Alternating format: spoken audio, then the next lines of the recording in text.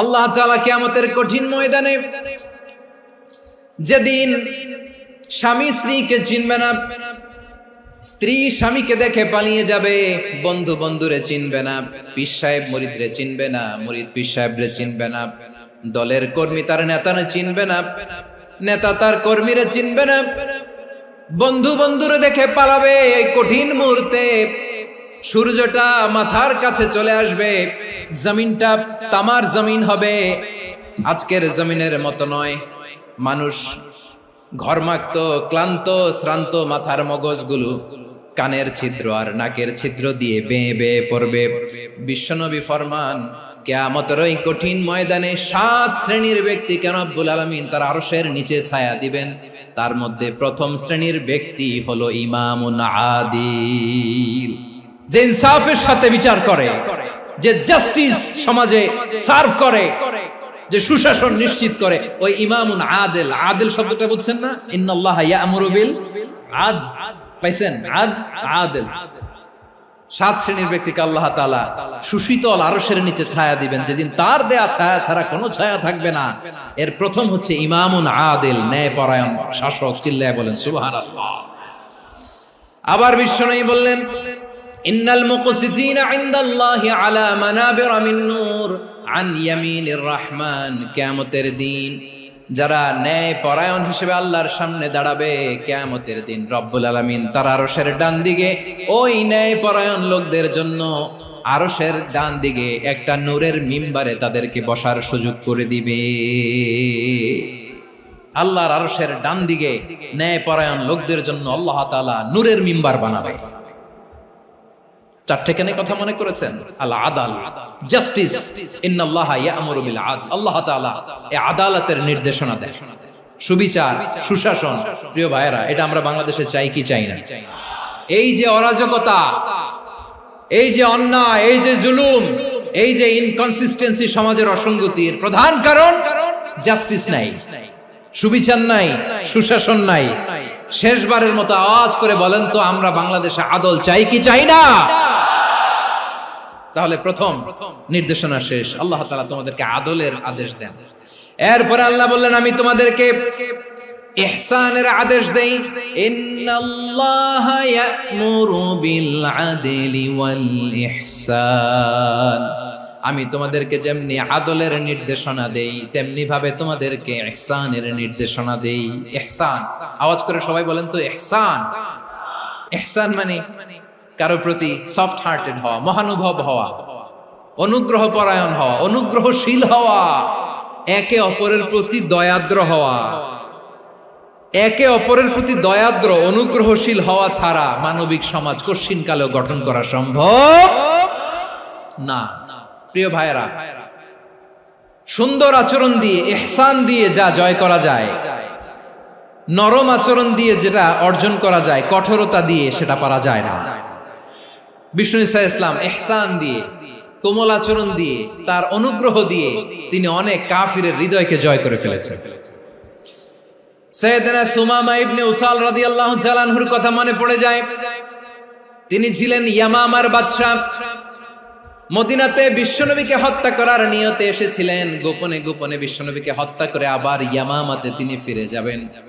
কিন্তু কি অবাক করা কাণ্ড, হত্যা করতে পারে নাই, সাহাবাদের হাতে তিনি ধরা পড়ে গেলেন। সাইয়েদনা সুমামা ইবনে উসাল রাদিয়াল্লাহু তাআলা আনহু হত্যার নিয়তে আসলেন, কিন্তু হত্যা করতে পারলেন না। সাহাবারা ওনাকে ধরে ফেললেন, ধরে মসজিদে নববীর পিলারের মধ্যে বেঁধে রাখলেন।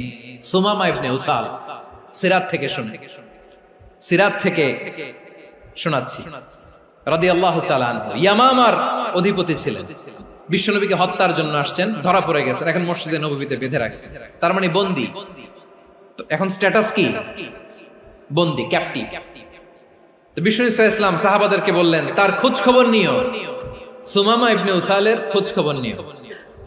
সাহাবারা বলেন, ইয়া রাসূলুল্লাহ, আপনাকে হত্যা করতে এসেছে, তার তো কঠিন ক্যাপিটাল পানিশমেন্ট হওয়া দরকার, কঠিন শাস্তি হওয়া দরকার। বিশ্বনবী বললেন, না, আমি যেটা জানি তোমরা সেটা জানো না, তোমরা সুমামার সাথে ভালো আচরণ করো। বিশ্বনবী সুমামার কাছে গেলেন। প্রথম দিন যে তিনি কালেমার দাওয়াত দিলেন, ইমানের দাওয়াত দিলেন, ইসলামের দাওয়াত দিলেন, রিসালাতের দাওয়াত দিলেন, আখিরাতের দাওয়াত দিলেন। পরের দিন যে বিশ্বনবী সালাতের দাওয়াত দিলেন, যাকাতের দাওয়াত দিলেন, ইসলাম কি, কিভাবে, কেমন করে পালন করতে হয় চমৎকার আর্টিকুলেট করতে শুরু করলেন। তন্ময় হয়ে সুমামা ইবনে উসাল রাদিয়াল্লাহু তাআলা আনহু বিশ্বনবীর কথাগুলো শুনতে আরম্ভ করলো। একদিন নয়, 2 দিন নয়, টানা 3 দিন বিশ্বনবী সুমামার কাছে ইসলামকে প্রেজেন্ট করেছেন, উপস্থাপন করেছেন। আওয়াজ করে বলেন, কয় দিন? 3 দিন। 3 দিন মসজিদে নববীতে বাধা। আর সাহাবীদেরকে বললেন, তার খোঁজ খবর নিও, তোমরা যে রুটি বানাও এর মধ্যে সবচেয়ে ভালো আটার রুটিটা তারে দিও, সবচেয়ে রিফাইন্ড খেজুর, যেটা পিওর খেজুর, এটা তারে দিও। আর বিশ্বনবী নিজের উট থেকে দুধ দহন করে ওনার বাড়ির এক কর্মচারীকে বলেছেন, দুধ দহন করে সুমামার জন্য নিয়ে যেও। সুবহানাল্লাহ পড়বেন না? সবাই তো অবাক, ইয়ামামা থেকে আসছে নবীকে হত্যা করতে, বিশ্বনবী দেখে তারে জামাই আদর করে। একদিন নয়, 2 দিন নয়, টানা 3 দিন বিশ্বনবী এভাবে সুমামার কাছে যেয়ে ইসলামকে প্রেজেন্ট করতে আরম্ভ করলেন, ইসলামকে উপস্থাপন করতে শুরু করলেন। আর তাকে চমৎকার এন্টারটেইনমেন্ট, আপ্যায়ন দিতে আরম্ভ করলেন। টানা 3 দিন যখন ইসলামের দ্য বিউটিজ অফ ইসলাম, ইসলামের সুমহান বাণী, সৌন্দর্য তার কাছে উপস্থাপন শেষ, তাকে আপ্যায়ন শেষ, বিশ্বনবী বললেন সাহাবাদেরকে, যাও এবার সুমামার হাতের পায়ের রশি দুটো খুলে দাও। সাহাবারা তর্ক জুড়ে দিলেন, লা ইয়া রাসূলুল্লাহ, এমনটা করবেন না, তো ভয়ঙ্কর, ভয়ঙ্কর খুনি, কি জানি কি হয়ে যায়। বিশ্বনবী বললেন, না, তার হাতে পায়ের রশিগুলো খুলে দাও। সাহাবারা বিশ্বনবীর কথা মতো তার হাতে পায়ের রশিগুলো খুলে দিল। সুমামা মুহূর্তের মধ্যে মসজিদে নববী থেকে বের হয়, ইয়ামামায় ফিরে না যে মসজিদে নববীর পাশে একটা খেজুর বাগান ছিল, সেখানে চলে গেলেন। সেখানে একটা ছোট্ট কুয়া ছিল, কুয়ার পানি দিয়ে তিনি গোসল করলেন। সুবহানাল্লাহ পড়েন। কুয়ার পানি দিয়ে গোসল করে মসজিদে নববীর সামনে এসে বিশ্বনবী এবং সাহাবাদের সামনে দাঁড়িয়ে সাব্বাবা উঁচু করে বললেন, আশহাদু আল্লা ইলাহা ইল্লাল্লাহ ওয়া আশহাদু আন্না মুহাম্মাদান আবদুহু ওয়া রাসূলুহু। আমি সাক্ষ্য দিচ্ছি আল্লাহ ছাড়া কোনো ইলাহ নাই, আর মুহাম্মদ আল্লাহ তাআলার প্রেরিত বান্দা এবং রাসূল। প্রিয় ভাইয়েরা, ইহসান দিয়ে যা জয় করা যায়, কঠোরতা দিয়ে সেটা কঠিনকালেও জয় করা যায় না। আওয়াজ করে বলেন, ঠিক কি না? এবার সুমামা দাঁড়িয়ে বলে, ওগো নবী, আমি তো কালিমা পড়ে মুসলমান হয়ে গেলাম, এবার শোনেন, এই মুহূর্তের আগে আপনার চেহারার চাইতে নিকৃষ্ট কোনো চেহারা আমার কাছে ছিল না, কিন্তু শাহাদা পাঠ করার পরে আপনার চেহারার চাইতে উত্তম শ্রেষ্ঠ কোনো চেহারা আমার কাছে আর নাই। ও নবী, আজকের দিনের আগে ইসলাম ধর্মের চেয়ে নিকৃষ্ট, অপছন্দনীয় কোনো ধর্ম আমার কাছে ছিল না, কিন্তু এই মুহূর্ত থেকে ইসলামের চেয়ে সেরা, শ্রেষ্ঠ, পছন্দনীয় কোনো ধর্ম আমার কাছে নাই। নবী গো, আজকের দিনের আগে মদিনার চাইতে অপছন্দনীয়, নিকৃষ্ট কোনো শহর আমার কাছে ছিল না, কিন্তু এই মুহূর্তের পর থেকে মদিনার চাইতে কোনো শ্রেষ্ঠ শহর আমার জানা নাই। সে ছিল গমের বড় ডিলার, গম বেচতো। কি বেচতো? তার গম কিনে মক্কার লোকেরা রুটি খাইতো। সে ঘোষণা দিল, আজকে থেকে মক্কাবাসীদের জন্য সব গম আমি হারাম করে দিলাম, মক্কাবাসী এখন না খেয়ে মরে। সুবহানাল্লাহ পড়বেন না? মক্কাবাসী বিশ্বনবীর কাছে আসলেন, এসে বললেন, মুহাম্মদ, আমরা তো তোমার ভাই, তোমার চাচা, তোমার ভাতিজা, তোমার আত্মীয়, তুমি সুমামারে বলো সে যেন আবার গমের সাপ্লাই মক্কার জন্য অনুমতি দিয়ে দেয়। বিশ্বনবীর অনুমতি ক্রমে সুমামা আবার মক্কাতে গম পাঠাতে শুরু করলো। পড়েন সুবহানাল্লাহ। ইহসান, ইহসান দিয়ে আপনি যেটা জয় করতে পারবেন, you can win the heart of your enemies. ইহসান দিয়ে আপনি আপনার শত্রুর হৃদয়কে জয় করতে পারবেন। এজন্য আল্লাহ বললেন, ওয়া আনফিকু ফি সাবিলিল্লাহি ওয়া লা তুলকু বিআইদিকুম ইলাত তাহলুকা ওয়া আহসিনু ইন্নাল্লাহা ইউহিব্বুল মুহসিনিন। তোমরা আল্লাহর রাস্তায় দান করবে আর নিজেরা নিজেদেরকে ধ্বংসের হাতে ঠেলে দিও না। তোমরা একে অপরের প্রতি ইহসান করবে, কারণ ইহসানকারীদেরকে আল্লাহ বড় ভালোবাসেন। সুবহানাল্লাহ পড়েন। আবার সূরা রহমানে আল্লাহ বললেন, হাল জাযাউল ইহসানি ইল্লাল ইহসান ফাবিআইয়ি আলা, সবাই পড়েন ফাবিআইয়ি আলাই রাব্বিকুমা তুকাযযিবান। ইহসানের প্রতিদান হিসেবে ইহসানি হয়। বিশ্বনবী সুমামার প্রতি যেমন ইহসান করেছেন, সুমামাও ঠিক তেমন ইহসান ফিরিয়ে দিয়েছে। ঠিক কিনা বলেন? তাহলে এক নম্বরে হচ্ছে আদ, ন্যায় বিচার। দুই নম্বরে সবাই বলেন ইহসান, সদাচরণ। ইহসান দুই ধরনের প্রিয় ভাইরা, ইহসান ফিল ইবাদা, ইহসান ফিল মুআমালা। ইহসান ফিল ইবাদা হচ্ছে একাগ্র অনুভবে ইবাদতে ডুব দেওয়া, এর নাম ইবাদতের ইহসান। সুবহানাল্লাহ পড়ুন। বিশ্বনবী বলেন ইহসান মানে কি জানো নাকি? হাদিসে জিবরিলে সাইয়েদনা জিবরিল আলাইহিস সালাম বিশ্বনবীকে বললেন আখবিরনি আনিল ইহসান। নবী আমাদেরকে বলেন ইহসান মানে কি? বিশ্বনবী বললেন আনতা আবুদাল্লাহা কাআন্নাকা তারাহু ফাইন লাম তাকুন তারাহু ফাইন্নাহু ইয়ারাক। ইহসান মানে হলো এমন ভাবে তুমি আল্লাহর সামনে নিজেকে উজাড় করে ইবাদত করবে, তুমি ভাববে তুমি আল্লাহকে দেখতে পাচ্ছ। আর এটা যদি ভাবা তোমার জন্য কঠিন হয়ে যায়, অন্তত এতটুকু তুমি ভাববা যে আল্লাহ তোমাকে দেখতে পাচ্ছেন। ঠিক কিনা বলেন? ও আমার বীর চট্টলার ভাইয়েরা, কেউ যেটা দেখে না সেটা দেখে কে? এই বিশ্বাস হৃদয়ের মধ্যে আছে? নামাজে যখন দাঁড়ান এই ফিলিংসটা আনা যাবে? এসা পর্যন্ত যে আমরা হায়াত পাবো কোনো গ্যারান্টি আছে? সবাই আওয়াজ করে বলেন গ্যারান্টি আছে? গ্যারান্টি নাই। এজন্য বিষ্ণু ইসলাম বলেছে এমন ভাবে নামাজে দাঁড়াও, ইবাদত করো, মনে করো হতে পারে এটাই আমার জীবনের শেষ নামাজ। পারফর্ম দ্য সালাহ as if this is your last and final prayer. এমন ভাবে সালাতে দাঁড়াও, ভাবো হতে পারে এটাই তোমার জীবনের শেষ নামাজ। এমন ভাবে নামাজে দাঁড়াও, ভাবো এটাই শেষ নামাজ। তাহলে নামাজে একাগ্রতা বাড়ায় দিবে কে? ফলে ইবাদতের ইহসান আমাদের অর্জিত হবে। আর মুআমালাতে ইহসান হলো, বিশ্বনবী বলেন ইন্নাল্লাহা তাবারাকা ওয়া তাআলা كتب الإحسان على كل شيء فإذا قتلتم فأحسنوا القتلة وإذا ذبحتم فأحسنوا الذبح وليحد أحدكم شفرته وليرح ذبيحته। ইহসান দুই ধরনের, আওয়াজ করে বলতে হবে কয় ধরনের? একটা হচ্ছে ইহসান ফিল ইবাদা, ইবাদতে ইহসান। ইবাদতে ইহসান কি? একাগ্র অনুভব দিয়ে ইবাদত করা, মন প্রাণ দিয়ে ইবাদত করা। আর মুআমালাতে ইহসান কি?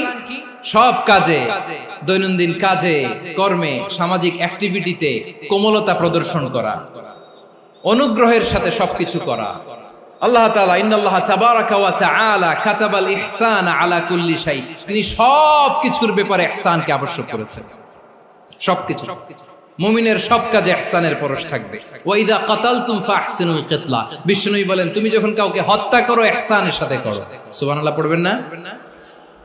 যখন হত্যা করো তখনও ইহসানের সাথে। আচ্ছা হত্যা করবো আবার ইহসান আসবে করতে করে তো মেরেই ফেলবো আমি।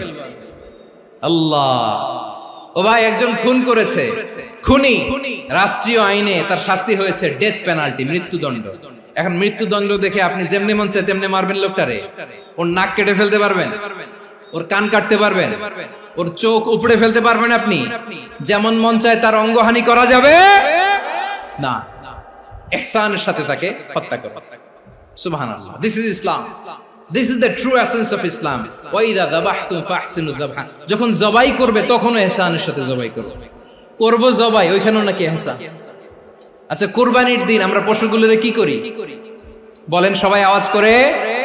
জবাই। জবাই মানে তো এটারে মেরেই ফেলতেছি, একটু পরে তো টুকরো টুকরো করে গোশতগুলো খাবো, এটা তো খাবো, এটা তো মেরেই ফেলবো। বিষ্ণু বলে না, জবের মধ্যেও মুমিনের জবের ভেতরেও ইহসানের পরশ থাকা চাই।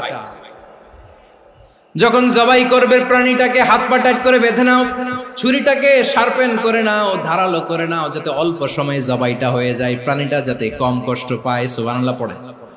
দিস ইজ কল্ড ইহসান।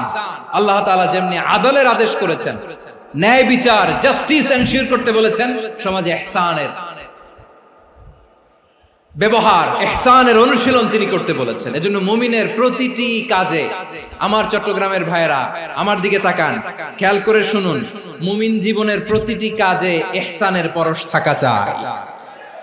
আমরা যেন আমাদের পরিবারের প্রতি ইহসান করি, আমরা যেন আমাদের কর্মচারীদের প্রতি ইহসান করি, আমরা যেন আমাদের কলিগদের প্রতি ইহসান করি, আমরা যেন আমাদের ভাইদের প্রতি ইহসান করি। মুমিন জীবনের প্রতি কাজে ইহসানের পরশ থাকার দরকার আছে না নাই? কথা বুঝতে পেরেছেন? তাহলে আল্লাহ তাআলার তিনটা আদেশ ছিল, কয়টা গেল? প্রথমে কি ছিল? আদল। 2 নম্বরে, 3 নম্বরে রব্বুল আলামিন বললেন ওয়া ইতাইদিল কুরবা, নিকটাত্মীয়দেরকে দান করো। নিকট আত্মীয়দেরকে দাও, যারা তোমাদের ব্লাড কানেকশনের আত্মীয় তাদেরকে তোমরা দাও। এখানে জেনারেলি বললেন দাও, কি দিব সেটা তিনি এখানে বলেন নাই, সেটা তিনি সূরাতুল ইসরার মধ্যে বলেছেন। আল্লাহ বলেন ওয়া আতিযাল কুরবা হাক্কাহ, নিকট আত্মীয়দেরকে তাদের অধিকার, তাদের প্রাপ্য তোমরা বুঝিয়ে দাও। দেখেন, একটা শান্তির সমাজ, একটা সমৃদ্ধ সমাজ, একটা মানবিক সমাজ গঠনের জন্য আল্লাহ তাআলা বেশি না, মাত্র 3টা অর্ডার, 3টা ভার্ডিক্ট তিনি জারি করেছেন। 1 নাম্বার সুশাসন, ন্যায় বিচার। 2 নাম্বার ইহসান। 3 নাম্বার নিকটাত্মীয়, যারা কাছের, তোমার ভেরি ক্লোজ রিলেশনশিপে আছে, তাদেরকে দাও। দাও, দিলে বাড়িয়ে দেয় কে? অনেকে দিতে চায় না, কৃপণতা করে। দিলে বাড়ায় দেয় কে? ও মিয়া, মদিনার মধ্যে সবচাইতে গরিব সাহাবী ছিল বেলাল রাদিয়াল্লাহু তাআলা আনহু। ওনার এন্টায়ার অ্যাসেট, সম্পদের পরিমাণ কতদূর জানেন? একটা লুঙ্গি। বেলাল রাদিয়াল্লাহু তাআলা আনহু, ওনার টোটাল ওয়েলথের এস্টিমেশন হচ্ছে মাত্র একটা লুঙ্গি। একটা লুঙ্গি, টোটাল ওয়েলথ এস্টিমেশন, টোটাল সম্পদের পরিমাণ বেলাল রাদিয়াল্লাহু তাআলা আনহুর কি ছিল? ওই বেলাল রাদিয়াল্লাহু তাআলা আনহুকে বিষ্ণু ইসলাম বলেছেন আনফিক ইয়া বেলাল, ও বেলাল তুমিও দাও। ওয়ালা তাখশা মিন যিল আরশি ইখলালা, আরশের অধিপতির তো কোনো ঘাটতি নাই, তুমি দিলে ওই আল্লাহ তোমারে বাড়ায় দিবে। এজন্য আমার প্রিয় ভাইয়েরা, দিলে কমে না, দিলে বাড়ে। অনেকে ধরে রাখে, নতুন কিছু নিতে পারে না, হাত দিয়ে যেটা ধরে রেখেছেন এটা দিয়ে দেন, বড় একটা ধরার সুযোগ পাবেন। জোরে বলেন ঠিক কিনা? রব্বুল আলামিন বললেন 3 নাম্বার আদেশ হলো তোমাদের প্রতি সমাজটারে কেমন করে মানবিক সমাজ, সুন্দর সমাজ গড়বা। 3 নাম্বার আদেশ হলো ওয়া আতিদাল কুরবা হাক্কা, নিকটাত্মীয়দেরকে তাদের প্রাপ্য বুঝিয়ে দাও। এই নিকটাত্মীয়দেরকে তাদের অধিকার বুঝিয়ে দেওয়া, প্রাপ্য বুঝিয়ে দেওয়াতে আমাদের গাফলতি আছে না নাই? অনেকে দেখবেন অনেক আল্লাহওয়ালা, তাহাজ্জুদ গুজার, সেজদা দিতে দিতে কপালে কালো দাগ ফেলে দিছে, সে তার বোনের হকটা আদায় করে নাই, আছে না নাই? অনেক বড় হাজী সাহেব, বিশাল লম্বা দাড়ি, ছেলেরে সব দিয়ে দিছে, মেয়েরে কিছু দেয় নাই, মেয়ের হক আদায় করে নাই, আছে না নাই? এই হাজী সাহেবেরা, এই আল্লাহওয়ালারা কিয়ামতের ময়দানে আটকে যাবে। আপনি অন্যের অধিকার নষ্ট করেছেন, তাদের রাইটস কে ভায়োলেট করেছেন। এজন্য আল্লাহ তাআলা বলেন, কারো অধিকার যদি কেউ নষ্ট করে, ওই সমাজটা মানবিক সমাজ কঠিনকালেও হতে পারে না। এজন্য 3 নম্বর আল্লাহ বললেন ওয়া ইতাইদিল কুরবা, নিকটাত্মীয়দেরকে দাও। কি দিবা? তাদের অধিকার দিয়ে দাও। বোনের অধিকার বুঝিয়ে দাও, মেয়ের অধিকার বুঝিয়ে দাও, ফুফুর অধিকার বুঝিয়ে দাও। দেখবেন অনেক মায়েরা ছেলের পাতে মুরগির রান দেয়, মেয়ের পাতে দেয় মুরগির ঠ্যাং। তো মেয়ের কি মুরগির রান খেতে মনে চায় না? মনে চায় না? এমনটা করা যাবে না। নিকটাত্মীয়দেরকে অধিকার দিয়ে দাও, নিকটাত্মীয়ের সাথে সুসম্পর্ক রাখো। আদেশটা কার? এজন্য প্রিয় ভাইয়েরা, জীবনে যদি বারাকা অর্জন করতে চান, নিকটাত্মীয়দের সাথে সুসম্পর্ক রাখতে হবে, তাদের জন্য উপহার পাঠাতে হবে। বিশ্বনবী বলেন লা ইয়াদখুলুল জান্নাতা কাতে, যে ব্যক্তি আত্মীয়তার সম্পর্ককে ছিন্ন করে দেয়, সে কঠিন কালেও আল্লাহর জান্নাতে ঢুকবে না। আপনি কি এটারে সহজ হাদিস মনে করছেন? এটা সহজ কথা? আপনি ভাবছেন আপনার নামাজ আপনারে বাঁচাতে পারবে, আপনার রোজা বাঁচাতে পারবে, আপনার তাহাজ্জুদ আপনারে বাঁচাতে পারবে? অধিকার নষ্ট করলে কিছুই আপনারে বাঁচাতে পারবে না। এজন্য নিকট আত্মীয়দেরকে দিতে হবে বেশি বেশি। বিশ্বনবী বলেন ইন্না সাদাকাতা আলাল মিসকিনি সাদাকা ওয়া আলা যির রাহিমি ইসনাতান সাদাকাতুন ওয়া সিলা। মিসকিন রে দান করলে শুধু দানের সওয়াব হয়, নিকট আত্মীয়কে দান করলে 2টার সওয়াব হয়, সাদাকার সওয়াব হয়, আবার আত্মীয়তার বন্ধন অটুট রাখার সওয়াব হয়ে যায়। আবার বিশ্বনবী বললেন মান সাররাহু আইয়ুবসাতা লাহু ফি রিজকিহি ওয়া ইনসালাহু ফি আসারিহি ফালইয়াসিল রাহিমা। যে ব্যক্তি তার রিজিকের প্রশস্ততা চায় আর হায়াতে বরকত চায়, সে যেন তার আত্মীয়ের সাথে সুসম্পর্ক রাখে। আমার প্রিয় চট্টলার ভাইয়েরা, আমাদের রিজিক বাড়ুক, এটা আমরা চাই কি চাই না? সবাই চান? হ্যাঁ, আমাদের রিজিকে প্রশস্ততা আসুক, চাই কি চাই না? আমাদের হায়াতে বরকত আসুক, আমরা চাই কি চাই না? এই দুইটা যদি চান তাহলে নিকটাত্মীয়দের সাথে সুসম্পর্ক রাখবেন। পারবেন? তাহলে সমাজটারে মানবিক সমাজ বানায় দিবে কে? তিনটা আদেশ চলে গেল। 1 নম্বরে কি ছিল? 2 নম্বরে, 3 নম্বরে নিকটাত্মীয়দেরকে দান। আল্লাহ তাআলা তিনটা জিনিসের যেমনি আদেশ করেছেন, অনুরূপ ভাবে তিনটা বিষয় তিনি বারণ করেছেন, নিষেধ করেছেন, ওগুলোর কাছেও যাওয়া যাবে। রাব্বুল আলামিন বলেন, ওয়ায়ানহা আনিল ফাহশাই ওয়াল মুনকারি ওয়াল বাগি। আমি যেমনি তিনটি বিষয়ে আদেশ করলাম, অনুরূপ ভাবে তিনটি বিষয়ে বারণ করলাম, নিষেধ করলাম। আমার 1 নাম্বার নিষেধাজ্ঞা হলো অশ্লীলতার প্রতি। ফাহশা, ওয়ায়ানহা আনিল ফাহশা, আল্লাহ তাআলা অশ্লীলতাকে নিষেধ করেছেন। কোন জিনিসকে? সবাই বলুন, কোন জিনিসকে? যত ধরনের, যত টাইপের, যত ক্যাটাগরির অশ্লীলতা হতে পারে সব অশ্লীলতাকে হারাম করেছেন কে? ফাহশা মানে কি? কথায়, কাজে, আচরণে, কমেন্ট, ফেসবুকের কমেন্টসে যত ধরনের নোংরামো আছে, যত ধরনের অশ্লীলতা আছে, এটাকে আরবিতে বলে ফাহশা। রাব্বুল আলামিন বলেন, কুল ইন্নামা حرم ربي الفواحش ما ظهر منها وما بطن। ও নবী, আপনি বলে দেন, আমার রব প্রকাশ্য, অপ্রকাশ্য, স্পষ্ট কিংবা অস্পষ্ট, দৃশ্যমান কিংবা অদৃশ্যমান সব অশ্লীলতাকে হারাম করেছেন। সব ধরনের অশ্লীলতা হারাম। আল্লাহ তাআলা আমাদেরকে অশ্লীলতা থেকে বাঁচান। এবার বলেন, আমাদের সমাজে অশ্লীলতা আছে না নাই? অশ্লীলতা নানা ভাবে, নানা নামে, নানা মোড়কে আমাদের সমাজে আছে না নাই? সংস্কৃতির নামে, ফ্যাশনের নামে, বিনোদনের নামে, উপন্যাসের নামে, কনসার্টের নামে অশ্লীলতা আছে না নাই? আপনি দেখেছেন কনসার্টগুলোর অবস্থা? আমাদের তরুণ তরুণীরা, আমাদের যুবক যুবতীরা, আমাদের জেনজিরা, কি অবস্থা ওইখানে? কনসার্টের নামে অশ্লীলতা আছে না নাই? ছেলে মেয়ে একে অপরকে জড়ায় ধরতেছে, একে অপরকে চুমু খাচ্ছে, প্রকাশ্যে, দিবালোকে, গণমানুষের সামনে। আল্লাহ তাআলা এই অশ্লীলতা থেকে আমাদেরকে বেঁচে থাকতে বলেছেন। রূপালী জগতের নামে অশ্লীলতা আছে না নাই?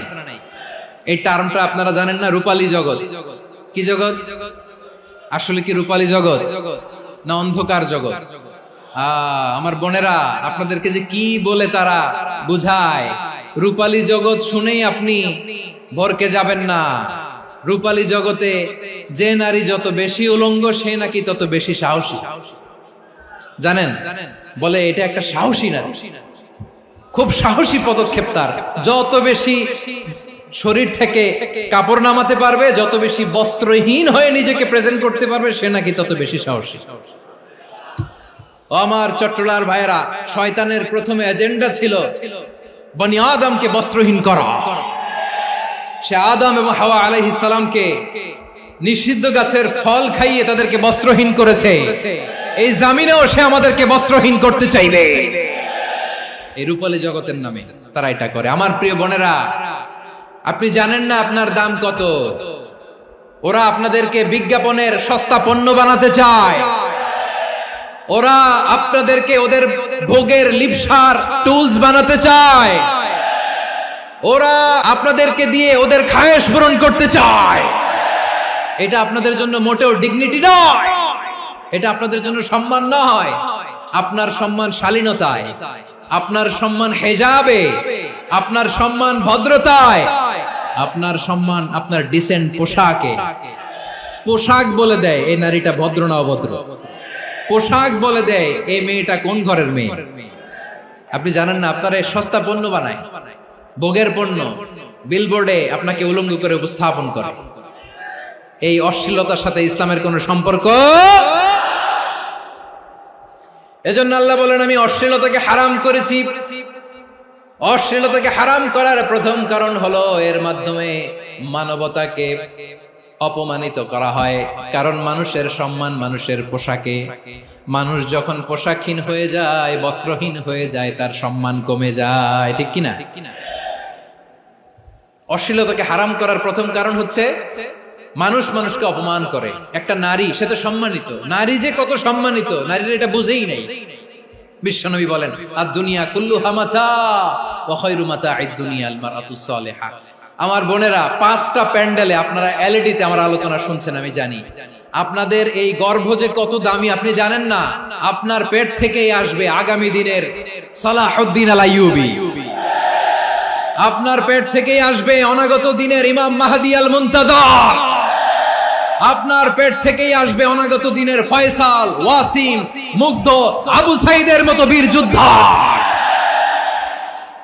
আমার প্রিয় বোনেরা, আমার প্রিয় বোনেরা, বিশ্বনবীর কথার ওজন খেয়াল করেন। আদ-দুনিয়া কুল্লুহা মাতা ওয়া খায়রু মাতা'আদ দুনিয়া আল মারআতুস সালিহা। দুনিয়ার সবকিছুই অ্যাসেট, এর মধ্যে সবচেয়ে দামি অ্যাসেট নেককার নারী। আপনার গর্ভ যে কত দামি আপনি জানেন না। নিজের সময়টাকে কাজে লাগান, কোরআন পড়েন, সুন্নাহ পড়েন। আপনার অনেক দায়িত্ব ঘরে। You are the MD of your family. একটা family it's a very big institution. পরিবার একটা অনেক বড় প্রতিষ্ঠান, and you are the MD of your institution. আপনি এই পরিবারের MD, managing director of your family. এখানে আপনার কত দায়িত্ব।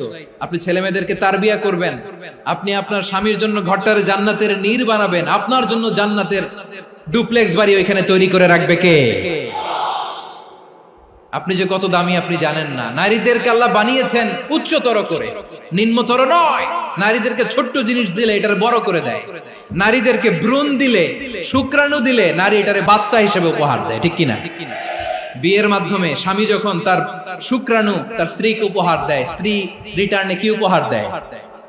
ফুল ফর্ম বেবি, মানব সন্তান। দেখছেন, আপনি দিলেন একটুকুনি, দিছে বিশাল। আপনি যদি নারীকে বাজার এনে দেন, নারী এটাকে সুস্বাদু খাবারে রূপান্তর করে দেয়। আপনি তাকে একটা মুচকি হাসি দিয়ে দেন, সে তার কলিজা দিয়ে দেয়। কিন্তু যদি আপনি তার মনে কষ্ট দেন, সে আপনার জীবনকে জাহান্নাম বানায়া দেয়। নারীর মন বুঝতে পারলে নেয়ামত, বুঝতে না পারলে কিয়ামত। আমার প্রিয় বোনেরা, আপনি যে কত দামি আপনি জানেন না। অনেক দামি আপনি।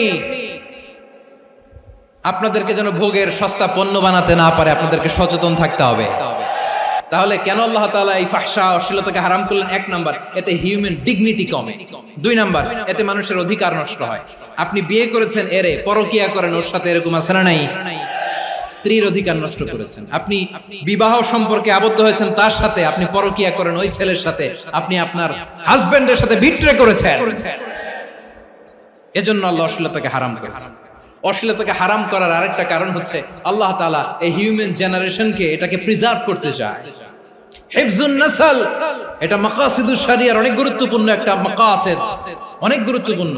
আপনার নাসল, আপনার জেনারেশনকে সংরক্ষণ করা। এই যে আসতেছে ফেব্রুয়ারি, কত ফেব্রুয়ারি জানো? এটা কি বিশ্ব ভালোবাসা দিবস? হ্যাঁ, কি দিবস? এই বিশ্ব ভালোবাসা দিবসের সাথে মুসলমানদের কোনো সম্পর্ক নাই। আমার প্রিয় ভাইরা, এই যে আপনি অবৈধ সম্পর্কে জড়ালেন, কেন আল্লাহ অশ্লীলতাকে হারাম করেছে দেখেন। বলতেছিলাম যে এটা আপনার নাসল, আপনার জেনারেশন, আপনার লিনিয়েজ, আপনার বংশকে প্রিজার্ভ করা। কে কার বাবা, কে কার মা, বাবা মা জানা, প্রজন্মকে প্রিজার্ভ করা, এটা ইসলাম ওয়াজিব করে দিয়েছে। এই যে অবৈধ সম্পর্কের কারণে, বিশ্ব বেহায়া দিবসের কারণে, এগুলোর আউটকাম, আউটপুট হিসেবে মাঝে মাঝে এই ঢাকা মেডিকেলের ডাস্টবিনে নবজাতকের বাচ্চার কান্নার আওয়াজ শুনতে পাওয়া যায়। চট্টগ্রাম মেডিকেলের ডাস্টবিনে নবজাতকের কান্না শুনতে পাওয়া যায়। বীর চট্টলার মুসলমানেরা বুঝতে পারলে আওয়াজ করে বলেন, এই যে চট্টগ্রাম মেডিকেলে যে নবজাতকটা পাওয়া গেল, ওর বাবাকে আমাকে বলেন, ওর মাকে, ও কোন ফ্যামিলির সন্তান কেউ জানে? আপনি হিউম্যান ডিগনিটিকে অপমান করেছেন না? আপনি তার ভবিষ্যৎকে অন্ধকার করেছেন না? আপনি তার লিনিয়েজকে প্রশ্নবিদ্ধ করে দিয়েছেন না? এই জন্য আল্লাহ তাআলা অশ্লীলতাকে আমাদের জন্য হারাম করে দিয়েছেন। পড়েন সুবহানাল্লাহ। এই জন্য রাব্বুল আলামিন বলেন, কুল ইন্নামা হারামা রাব্বিয়াল ফাওয়াহিশা মা যাহারা মিনহা ওয়া মা বাতান।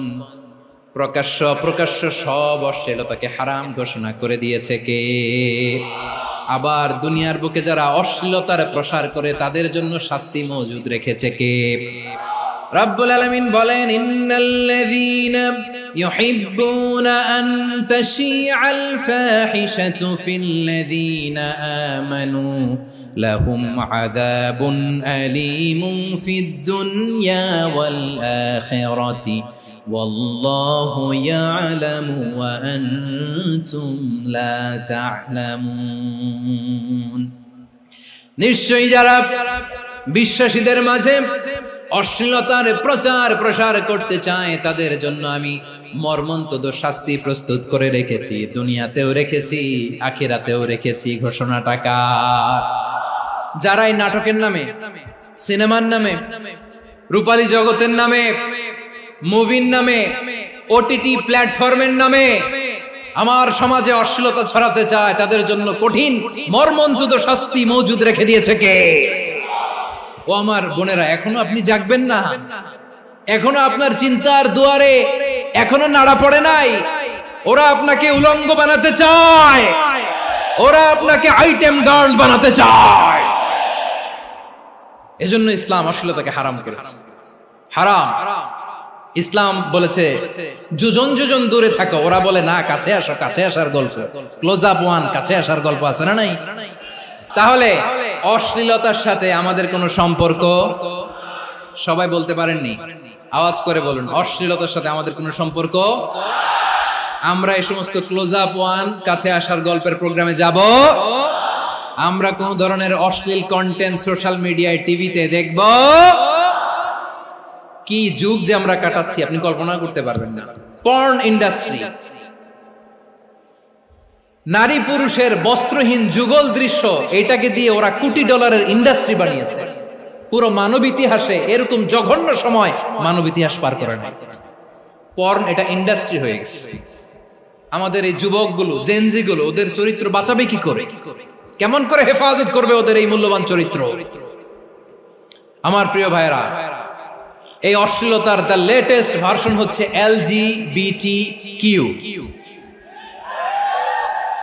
শরীফ থেকে শরীফা। শুনছেন আপনারা? দেখতে পুরুষ, আসলেই পুরুষ, সুস্থ একজন পুরুষ, 4 সন্তানের বাবা, বলে আমি মনে মনে নারী। দেখতে নারী, সুস্থ নারী, আসলেই সে দিব্যি একজন নারী, বলে আমি মনে মনে পুরুষ। সবচেয়ে ভয়ঙ্কর অশ্লীলতার সবচাইতে লেটেস্ট ভার্সন হচ্ছে এই ট্রান্সজেন্ডারিজম। সুস্থ পুরুষ তার বায়োলজিক্যাল গ্রোথকে হরমোন দিয়ে স্টপ করে দিয়ে সে সার্জারি করে নারী হতে চায়, সুস্থ নারী পুরুষ হতে চায়। পুরুষ পুরুষের প্রতি সেক্সুয়ালি আকর্ষণ বোধ করে, এটা লূত আলাইহিস সালামের কওমের মধ্যে ছিল। এটাকেও আল্লাহ কোরআনে ফাহিশা বলেছেন। ওয়ালুতান ইয قال لقومه أتأتون الفاحشة ما سبقكم بها من أحد من العالمين। লূত আলাইহিস সালাম বললেন, তোমরা কি এমন এক অশ্লীল কার্যক্রমে ডুব দিলে নাকি যেটা গোটা বিশ্বের কেউ কখনো করে নাই, তোমরাই প্রথম করেছো? পড়েন নাউযুবিল্লাহ। এই পশ্চিমের এই রোগ আমার দেশে যেন আসতে না পারে, আমাদের সজাগ থাকতে হবে। প্রিয় ভাইরা, চিল্লায় বলেন ঠিক কি না? পশ্চিমের অবস্থা ভয়ঙ্কর। পাশ্চাত্যে, আমি যুক্তরাষ্ট্রে ছিলাম অনেকদিন, কয়েক মাস, বিভিন্ন স্টেটে ঘুরেছি। গার্ডিয়ানরা উদ্বিগ্ন, ছেলে মেয়েদেরকে, ছোট্ট ছেলে মেয়ে, ওদেরকে জিজ্ঞেস করে, তুমি how do you feel right now inside yourself? তুমি ভিতরে ভিতরে কেমন ফিল করো? তোমার কি ছেলে ছেলে লাগে না মেয়ে মেয়ে লাগে? আচ্ছা বলেন, এই ছোট্ট বাচ্চাটাও কি এগুলো জেন্ডার অ্যাসাইনমেন্ট বলতে এগুলো কিছু বুঝে? এইভাবে মিসগাইড করা হচ্ছে। কৌতূহল বশত ছোট্ট ছেলে যদি বলে আমার তো মেয়ে মেয়ে লাগে, তখন বলে যে না তুমি মেয়ে, ছেলে না। মা বাবা বাধা দিলে ওকে আলাদা গভর্নমেন্ট হাউসে নিয়ে যায়। ভয়ঙ্করতম অবস্থা। আমরা একটা সময় শুনতাম যে হুজুর আমার ছেলেটা খুব ভালো, হাফেজে কোরআন, আল্লাহওয়ালা। হুজুর আমার ছেলে দাড়ি রাখছে, আল্লাহওয়ালা। হুজুর আমার ছেলে 5 ওয়াক্ত সালাত জামাতের সাথে পড়ে, তার মানে আল্লাহওয়ালা। পশ্চিমে যে আমি কি শুনছি জানেন? ওরা বলে হুজুর আমার ছেলেটা ইউনিভার্সিটির একটা মেয়ের সাথে প্রেম করে, ও খুব আল্লাহওয়ালা, হুজুর দোয়া করবেন। এর কারণ ওদের কাছে আল্লাহওয়ালার ক্রাইটেরিয়া হচ্ছে, হুজুর আমার ছেলেটা আরেক ছেলের পছন্দ করে নাই, আমার মেয়েটা আরেক মেয়েকে ভালোবাসে নাই, এজন্য আমার ছেলেটা আল্লাহওয়ালা, হুজুর ওর জন্য একটু দোয়া করে দিয়ে। কি চ্যালেঞ্জ ওরা ফেস করতেছে। ওনার ছেলে যে আরেক ছেলেরে বিয়ে করবে না, এটাতেই উনি খুশি যে আলহামদুলিল্লাহ আমার ছেলেটা একটা মেয়েরে ভালোবাসে, আমার মেয়েটা একটা ছেলেরে ভালোবাসে, মানে এটা খুব আল্লাহওয়ালা। নাউজুবিল্লাহ পড়তে পারলেন না? এজন্য অশ্লীলতার সাথে আমাদের কোন সম্পর্ক। রাব্বুল আলামিন বলেন ওয়ায়ানহা আনিল ফাহশাই ওয়াল মুনকারি ওয়াল বাগি, তিনটা জিনিসকে আমি নিষিদ্ধ করলাম। এক নাম্বার হলো ফাহশা, অশ্লীলতা। দুই নম্বরে হলো মুনকার, সমস্ত মন্দ কাজ। মুনকার মানে হচ্ছে যত মন্দ কাজ, খারাপ কাজ, বাজে কাজ, এটার বলে মুনকার। এটার কি বলে? আপনারা পড়ছেন না, তা'মুরুনা বিল মা'রুফি ওয়া তানহাউনা আনিল মুনকার। সৎ কাজের আদেশ, অসৎ কাজের নিষেধ।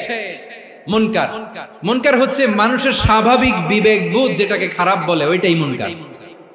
পৃথিবীর সব আসমানি গ্রন্থ যেটাকে খারাপ বলেছে, মানুষের স্বাভাবিক বিবেকবোধ যেটাকে খারাপ বলেছে, এগুলো সব মুনকার। যেমন ইফতিজিং, এটা কি ভালো না খারাপ? মজুদদারি, খাদ্যে ভেজাল দেওয়া, ওজনে কম দেওয়া, মাছে ফরমালিন মিশানো, চাঁদাবাজি, টেন্ডারবাজি, দখলবাজি, এগুলো আমাদের স্বাভাবিক বিবেকেই বলে এগুলো খারাপ, এগুলো হচ্ছে মুনকার। আল্লাহ তাআলা এই মুনকার থেকে আমাদেরকে বেঁচে থাকতে বলেন, আর শয়তান এই মুনকারের প্রতি আমাদেরকে উদ্বুদ্ধ করে। আল্লাহ তাআলা বললেন, ইয়া আইয়ুহাল্লাযীনা আমানু লা তাত্তাবিউ খুতুওয়াতিশ শাইতান ওয়া মান ইয়াত্তাবি' খুতুওয়াতিশ শাইতানি ফাইন্নাহু ইয়া'মুরু বিল ফাহশাই ওয়াল মুনকার। আল্লাহ বললেন, আমার গোলামেরা শোনো শোনো, ও আমার বিশ্বাসী বান্দারা খবরদার, তোমরা কশিনকালেও শয়তানের পদাঙ্ক অনুসরণ করবে না, কারণ শয়তান তোমাদেরকে অশ্লীলতা এবং মন্দ কাজের দিকে উদ্বুদ্ধ করে। আমাদের কাজ হচ্ছে শয়তান আমাদেরকে যেদিকে নিতে চায় আমরা তার উল্টা দিকে যাব। শয়তান এই মন্দ কাজকে আমাদের কাছে বিউটিফাই করে, চাকচিক্যময় করে আমাদের সামনে উপস্থাপন করে। এজন্য আল্লাহ বলেন মুনকারকে থামাতে হবে, মুনকার প্রতিরোধ করতে হবে। মুনকার প্রতিরোধের দায়িত্ব শুধু আমাদের নাকি? শুধু আপনার খতিব সাহেবের, ইমাম সাহেবের, নাকি মুসলিম উম্মার সবার? আওয়াজ করে বলুন, মুনকার অসৎ কাজ প্রতিরোধের দায়িত্ব কার? রাব্বুল আলামিন বলেন, কুনতুম খায়রা উম্মাতিন উখরিজাত লিন-নাসি তা'মুরুনা বিল মা'রুফি ওয়া তানহাউনা আনিল মুনকার। তোমাদেরকে শ্রেষ্ঠ জাতি করে জমিনের মধ্যে আবির্ভূত করা হয়েছে, যাতে করে তোমরা জমিনের ভেতরে সৎ কাজের আদেশ করতে পারো আর অসৎ কাজের নিষেধ করতে পারো। উম্মাহ, কুনতুম খায়রা, তাহলে গোটা উম্মার দায়িত্ব, এটা বুঝতে পারছেন তো? আচ্ছা, আরো নিচে আসেন। এরপরে আল্লাহ বললেন, শুধু উম্মাহ না, এই জমিনের রাজত্ব আমি যাদের হাতে দেই, এই জমিনের মালিক আমি যাদেরকে বানিয়ে দেই, যাদেরকে আমি সরকারের দায়িত্ব দেই, তাদেরকেও মুনকার প্রতিরোধের দায়িত্ব দিয়েছে কে? আল্লাহ বলেন, যারা ক্ষমতার মসনদে বসেছে তাদেরকে 4 দফা কর্মসূচি আমি আল্লাহ দিলাম। আওয়াজ করে বলেন, কয় দফা? আল্লাহ বলেন, আল্লাযীনা ইম্মাক্কান্নাহুম ফিল আরদি আকামুস সালাতা ওয়া আতাউয যাকাতা ওয়া আমারু বিল মা'রুফি ওয়া নাহাউ আনিল মুনকার ওয়ালিল্লাহি আকিবাতুল উমুর। যারা এই জমিনের উত্তরাধিকার হয়েছে তারা 4 দফা কর্মসূচি নিয়ে সামনে আগাবা। সালাত কায়েম করবা, যাকাত আদায় করবা, সৎ কাজের আদেশ দিবা, অসৎ কাজ থেকে মুনকার প্রতিরোধ করবা। আদেশটা কার? আমার প্রিয় চট্টলার ভাইরা, পুরো উম্মার দায়িত্ব মুনকার প্রতিরোধ করা, সরকার প্রধানের দায়িত্ব মুনকার প্রতিরোধ করা। এরপর আল্লাহ বলেন, প্রতিটা ফ্যামিলির যিনি প্রধান সিইও বাবা, প্রত্যেক বাবারও দায়িত্ব এই মুনকার প্রতিরোধ করা। আওয়াজ করে বলেন ঠিক কি না? যেমনটি সাইয়েদনা লুকমান আলাইহিস সালাম ওনার কলিজার টুকরা সন্তানকে আদেশ করেছেন, ইয়া বুনাইয়া আকিমিস সালাতা ওয়া'মুর বিল মা'রুফি ওয়ানহা আনিল মুনকার। পড়েন সুবহানাল্লাহ। বাবা ছেলেকে সবক দিচ্ছে। লোকমান আলাইহিস সালাম ছেলেকে বলতেছে, ওরে আমার কলিজার টুকরা সন্তান, ওরে আমার বাছা, নামাজ কায়েম করবা, সৎ কাজের আদেশ দিবা, আর মুনকার প্রতিরোধ করবা, অসৎ কাজ, সমাজ থেকে খারাপ কাজকে ঝেঁটে বিদায় করে দিবা। তাহলে দেখেন, আমি স্টেপ বাই স্টেপ নামলাম। পুরা উম্মার দায়িত্ব, জমিনের উত্তরাধিকারী আল্লাহ যাদেরকে বানিয়েছেন সরকার, তাদের দায়িত্ব, প্রতিটি ফ্যামিলির প্রধানের দায়িত্ব, এরপরে বিশ্বনবী বলেন সচেতন প্রতিটি মুসলিমের দায়িত্ব সমাজ থেকে মুনকারকে উৎখাত করা। বিশ্বনবী বলেছেন, মান রাআ মিনকুম মুনকারান ফালিয়ুগাইয়িরহু বিয়াদিহি ফাইন লাম ইয়াস্তাতি ফাবিলিসানিহি ওয়া ইন লাম ইয়াস্তাতি ফাবিকলবিহি ওয়া যালিকা আযআফুল ঈমান। সমাজে যে মুনকার দেখবে, খারাপ কাজ দেখবে, সে যেন হাত দিয়ে সেটাকে থামায়। আমার প্রিয় ভাইরা, না থামালে আমরাই ডুববো শেষমেশ। আমাদের বাঁচার জন্য হইলেও থামাইতে হবে। রব্বুল আলামিন বলেন, ওয়াত্তাকু ফিতনাতাল লা তুসিবান্নাল্লাযীনা যালামু মিনকুম খাসসা। ও আমার গোলামেরা, ওই আযাবকে ভয় করো যে আযাব যখন আমি জমিনের বুকে পাঠাই, শুধু জালেমদেরকেই মারি না, আলেমদেরকেও মারি। আযাব যখন আসে তখন শুধু জালিমই মরে না, আলেমও মরে। জানেন, মুসা আলাইহিস সালামের পায়ে একবার লাল পিঁপড়া, তো উনি রেগে মেগে পাশি দেখে লাল পিঁপড়ার বাসা, পা দিয়ে ডলে মুছে সবগুলো পিঁপড়া মেরে ফেলছে। এই ঘটনাটা আল্লাহ ঘটিয়েছেন। এজন্য মুসা আলাইহিস সালাম ছিলেন কালিমুল্লাহ, সরাসরি আল্লাহর সাথে কথা বলতেন। তিনি আল্লাহকে জিজ্ঞেস করেছিলেন, আল্লাহ তুমি যখন কোন জনপদে আযাব পাঠাও, শাস্তি দাও, ওখানকার শুধু জালেমরাই তো মরে না, ভালো মানুষগুলাও মরে, তো আযাব দিবা মুশরিকদের উপর দিবা, অবাধ্যদের উপর দিবা, ভালো মানুষগুলোরে মারো কেন? আল্লাহ বললেন, মুসা তোমার যে কামড় দিছিল পায়ের মধ্যে পিঁপড়া, কয়টা পিঁপড়া? একটা পিঁপড়া, তো সবগুলারে মারলা কেন? রেগে মেগে পুরো পিঁপড়ার বাসা ভেঙে মেসাকার করলা কেন? আমি যখন অ্যাকশনে যাই, আমি যখন শাস্তি দেই, তখন এত বাস বিচার করা হয় না, বাস বিচার করা যায় না। যখন অ্যাকশনে যাওয়া হয়, ওইটা ডাইরেক্ট অ্যাকশন হয়ে যায়। চিল্লায় বলো ঠিক কি না? এজন্য আমাদের বাঁচার জন্য হলেও এই পাপ থামাতে হবে, এই শয়তানের অট্টহাসি থামাতে হবে, অন্যায় অপরাধ সমাজ থেকে আমাদের থামাতে হবে। কারণ আযাব আসলে ওরাও মরবে, আমরাও মরব। একটা জাহাজ 2 তলা, আপনি আছেন 2য় তলায়। নিচের তলার কিছু লোক জাহাজের তলা ছিদ্র করতে আরম্ভ করছে। কি ছিদ্র করতেছে? আচ্ছা, জাহাজের তলা ছিদ্র করলে তলা দিয়ে কি ঢুকে? এখন আপনি যদি বলেন আমার কি, আমি তো 2 তলায়, আমি তো ভালো আছি, ওরা ছিদ্র করে ওরা মরবে। আসলে কি শুধু ওরা মরবে? তলা দিয়ে যখন পানি ঢুকবে, জাহাজ ঢুকলে আপনিও মরবেন। এজন্য নিজে মরার আগে ওই পাগলগুলোর নিচতলায় যে থামাতে হবে। চিল্লায় বলেন ঠিক কি না? এজন্য আল্লাহ বললেন, মুনকার প্রতিরোধের দায়িত্ব সমাজের টপ টু বটম সবার। এজন্য মুনকার প্রতিরোধ করার দরকার আছে না নাই? সমাজে এই যে ইফটিজিং হয়, আপনার বোনের বয়সী একটা মেয়েকে কিছু বখাটে টিটকারি করে, এই বলে সেই বলে, নোংরা কথা বলে, রাস্তায় দেখেও আপনি পাশ দিয়ে না দেখার মতো চলে যান কেন? আপনি দাঁড়ান না কেন? আপনি দাঁড়ালেই তো থেমে যাবে, কারণ সত্যের যে শক্তি, তার সামনে মিথ্যা মুখ থুবড়ে পড়ে। আপনার সামনে ও কিছুই না, নাথিং। আপনি দাঁড়ান, ওকে প্রশ্ন করেন যে আমার বোনকে তুমি ডিস্টার্ব করো কেন? আপনাকে দেখে আরো 5 জন দাঁড়াবে, 5 জনকে দেখে আরো 10 জন দাঁড়াবে। আমাদের নীরবতা আর আমাদের নিশ্চুপ থাকাই জালিমদেরকে আরো শক্তিশালী জালিম বানিয়েছে। এজন্য মুনকার প্রতিরোধের দায়িত্ব আমাদের সবার। টেন্ডারবাজি, চাঁদাবাজি, দুর্নীতি, অপরাধ, দখলদারিত্ব, মজুদদারি, এগুলো সবকিছু একসাথে প্রতিরোধ করতে হবে। ঠিক কিনা বলেন? একটা মানবিক সমাজ যদি চাই, প্রতিরোধ করতে হবে। প্রিয় ভাইয়েরা, আল্লাহর শপথ নিয়ে বলি, এই নাসিহাত গুলো সবার জন্য, সব দলের জন্য, সব মতের মানুষের জন্য। আমরা কোনো দলের প্রতি মানুষকে ডাকি না, আমরা ডাকি ইসলামের দিকে। সব দলের, সব মতের, সব মানুষদেরকে আমরা আহ্বান জানাই, আসুন আমরা একটা সুন্দর সমাজ বিনির্মাণ করি। এই যে নতুন বাংলাদেশের এক সুযোগ এসেছে, আর জীবনে হয়তো আসবে না, সামনের 100 বছর এই সময় আসবে না। আসুন দেশটাকে আমরা সাজাই, আসুন আমরা দুর্নীতি বন্ধ করি, আসুন আমরা চাঁদাবাজি বন্ধ করি, আসুন আমরা দখলদারিত্ব বন্ধ করি, আসুন আমরা এক দল আরেক দলকে নিশ্চিহ্ন করার যে রাজনীতি, এটা বন্ধ করি।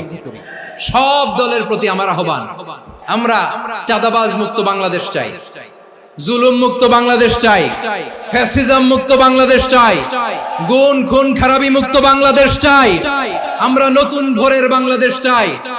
ওই বাংলাদেশ পাওয়ার জন্য মুনকার প্রতিরোধে, অন্যায় প্রতিরোধে যদি বাঘের বাচ্চার মতো, আবু সাইদের মতো দুই হাত উঁচু করে বুককে টান টান করে প্রসারিত করে দাঁড়াতে হয়, রাজি আছো মুসলমান? রাব্বুল আলামিন বলেন, ওয়ায়ানহা আনিল ফাহশাই ওয়াল মুনকারি ওয়াল বাগি ইয়াইযুকুম লাআল্লাকুম তাযাক্কারুন। আল্লাহ বললেন, আমি অশ্লীলতাকে নিষেধ করি, আমি সব ধরনের মন্দ কাজকে নিষিদ্ধ করি, সব শেষে আমি সীমা লঙ্ঘনকে তোমাদের জন্য নিষিদ্ধ করি। নিষিদ্ধ করেছেন কয়টা জিনিস? 1 নম্বরে অশ্লীলতা, 2 নম্বরে মুনকার তথা সব মন্দ কাজ, 3 নম্বরে আল বাগি সীমা লঙ্ঘন, ক্রসিং দ্য লিমিট। সীমা লঙ্ঘন করা ভালো না। We all should know our limits. চিল্লায় বলেন ঠিক কিনা? একই আয়াতে আল্লাহ বললেন, কুল ইন্নামা হারামা রাব্বিয়াল ফাওয়াহিশা মা যাহারা মিনহা ওয়া মা বাতানা ওয়াল ইসমা ওয়াল বাগিয়া বিগাইরিল হক। অন্যায় ভাবে যে অবাধ্য হয়, যে সীমা লঙ্ঘন করে, তাদেরকেও আমি এটা হারাম করে দিলাম। সীমা লঙ্ঘন করা হারাম।